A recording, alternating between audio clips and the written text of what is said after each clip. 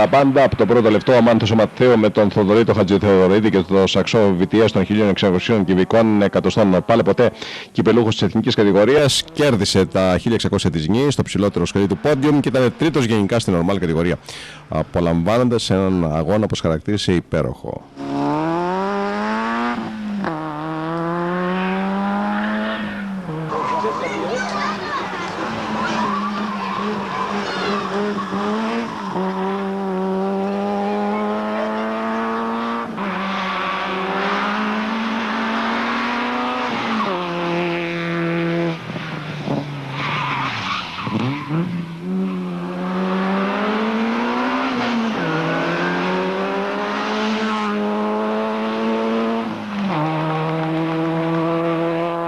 Επόμενη συμμετοχή ένα Citroën Saxo με το νούμερο 17 και πλήρωμα του Ματθαίου Χατζηθεοδωρίδη. Κατέλαβαν τη δεύτερη θέση στην κλάση νη 1 νη 2.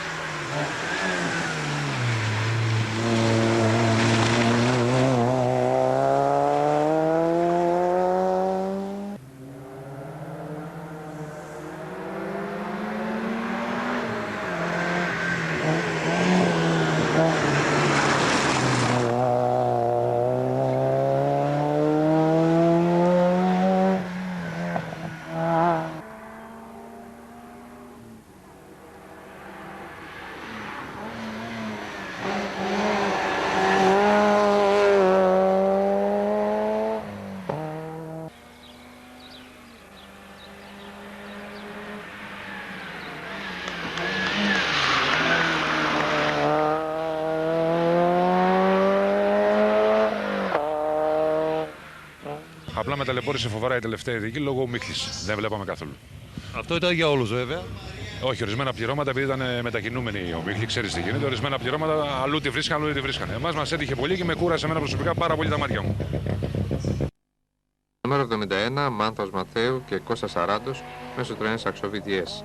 Ο συνδυασμός τερμάτισε 18ο στη γενική της ομάδος νη και ήταν 5ος στην νη 2.